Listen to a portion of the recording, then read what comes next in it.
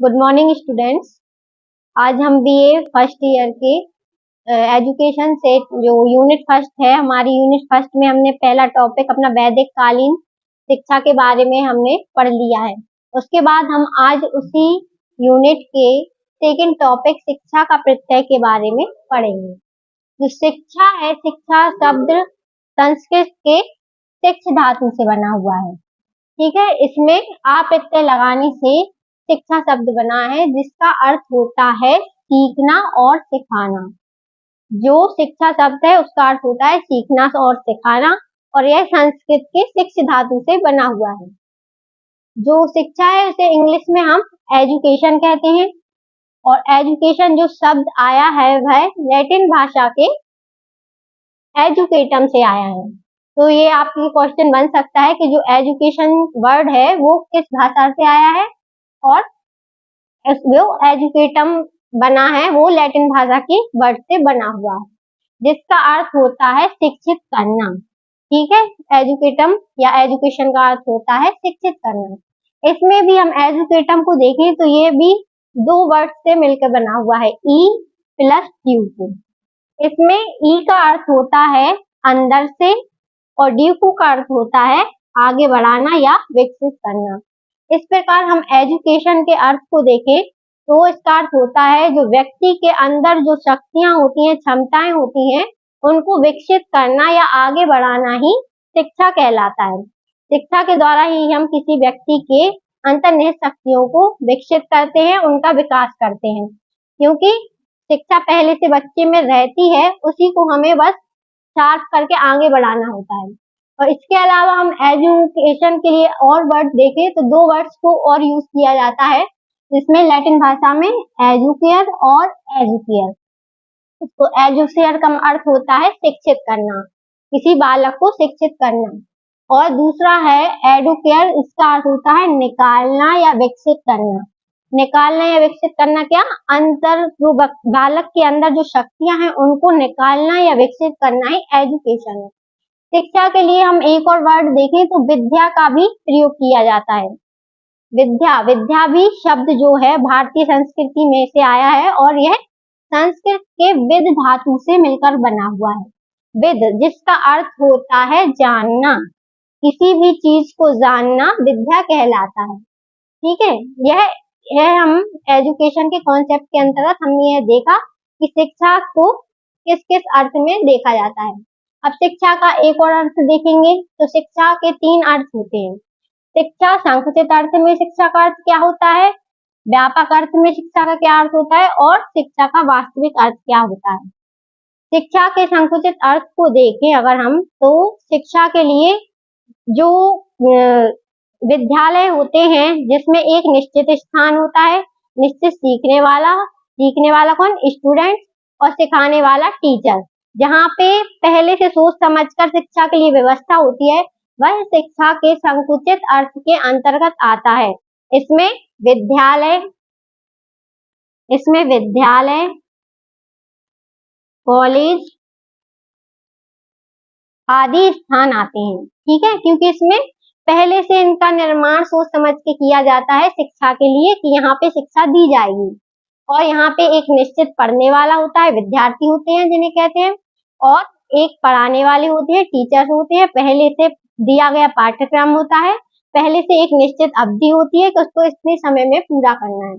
शिक्षा के व्यापक अर्थ में देखा जाए तो यह जीवन पर्यंत चलने वाली शिक्षा के अंतर्गत इसका आता है अर्थ। ठीक है, क्योंकि हम जीवन भर कहीं ना कहीं से भी किसी से भी कुछ ना कुछ सीखते रहते हैं, तो यह जीवन पर्यंत चलने वाली प्रक्रिया के अंतर्गत आता है। यह जीवन पर्यंत चलने वाली प्रक्रिया के अंतर्गत आता है, और क्वेश्चन आ भी जाते हैं ऐसे कि शिक्षा एक जीवन पर्यंत चलने वाली प्रक्रिया है, इसके बारे में समझाइए। तो इसको आपको शिक्षा के व्यापक अर्थ के अंतर्गत ही समझाना पड़ेगा। शिक्षा का वास्तविक अर्थ देखें तो देखिए, शिक्षा के संकुचित और व्यापक अर्थ को मिलाकर वास्तविक अर्थ आया है, क्योंकि अकेले हम विद्यालय से ही डिग्री प्राप्त करके कुछ नहीं सीख सकते, अकेले हम बाहर रहकर भी कुछ नहीं सीखते। इसीलिए शिक्षा के वास्तविक अर्थ में इन दोनों का मिक्सअप होता है। जैसे विद्यालय से हमने डिग्रियां प्राप्त की, हमने बाहर से भी अनुभव प्राप्त किए, और इन दोनों को मिलाकर शिक्षा का वास्तविक अर्थ हमारे लिए प्रयोगी होता है। ठीक है, शिक्षा की अब हम परिभाषाओं को देखेंगे। अलग अलग व्यक्तियों ने अलग अलग परिभाषाएं दी हैं। जैसे अरस्तु के अनुसार देखें तो स्वस्थ शरीर में स्वस्थ मस्तिष्क का निर्माण ही शिक्षा है। एक जो स्वस्थ शरीर होगा उसमें स्वस्थ मस्तिष्क का निर्माण करना ही शिक्षा है अरस्तु के अनुसार। हर्बर्ट स्पेंसर के अनुसार देखा जाए तो शिक्षा का अर्थ अंतर शक्तियों का वह जीवन से समन्वय स्थापित करना, मतलब व्यक्ति के जो अंदर शक्तियां हैं उनको बाहर के जीवन के साथ समन्वय स्थापित करना, बिठाना ही शिक्षा है।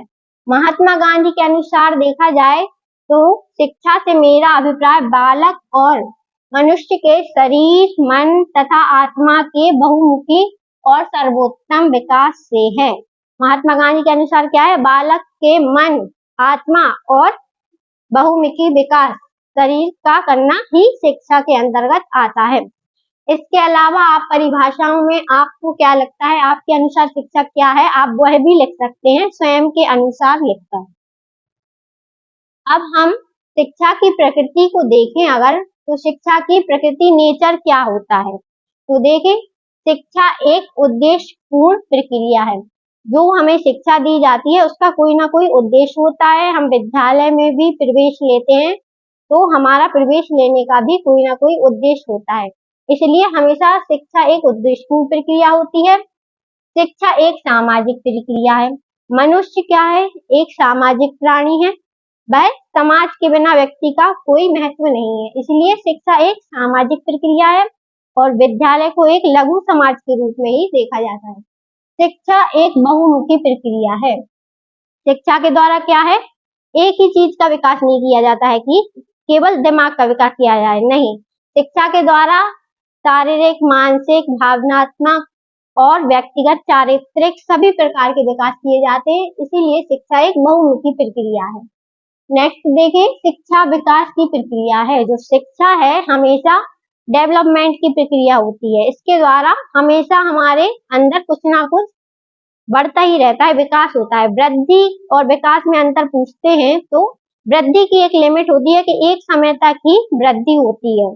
जैसे बच्चा है, बच्चा बड़ा होगा, उसका वजन बढ़ेगा तो एक समय तक बढ़ेगा तो वह वृद्धि कहलाएगी। लेकिन जो विकास है, विकास हमेशा निरंतर चलने वाली प्रक्रिया है, तो शिक्षा भी विकास की प्रक्रिया है। ठीक है, जो व्यक्ति होता है वह जीवन भर सीखता रहता है और अपने अंदर विकास करता रहता है। शिक्षा एक गतिशील प्रक्रिया है। शिक्षा को देखा जाए तो हम हमेशा कुछ ना कुछ औपचारिक रूप से या अनौपचारिक रूप से सीखते रहते हैं, तो शिक्षा एक गतिशील प्रक्रिया के रूप में देखी जाती है। शिक्षा एक द्विमुखी प्रक्रिया है। यह किसने कहा था द्विमुखी प्रक्रिया है? यह एडम्स ने कहा था। ठीक है, एडम्स के अनुसार शिक्षा द्विमुखी प्रक्रिया है, जिसमें कौन कौन दो पक्ष होते हैं? एक शिक्षक और दूसरा शिक्षार्थी। एक शिक्षक, दूसरा शिक्षार्थी, एडम्स के अनुसार। इसके बाद शिक्षा एक त्रिमुखी प्रक्रिया है, यह जॉन डीवी ने बोला था। जॉन डीवी के अनुसार इसमें शिक्षा में तीन प्रमुख त्रिमुखी कौन कौन होते हैं? तीन पक्ष, एक शिक्षक होता है, एक शिक्षार्थी होता है, तीसरा पाठ्यक्रम। पाठ्यक्रम जिसके द्वारा शिक्षक और शिक्षार्थी के बीच में बातचीत होती है, उसके बारे में जो शिक्षक है वह बच्चों को बताता है। इस प्रकार हमने शिक्षा की प्रकृति के बारे में देखा। आज के लिए इतना ही, थैंक यू।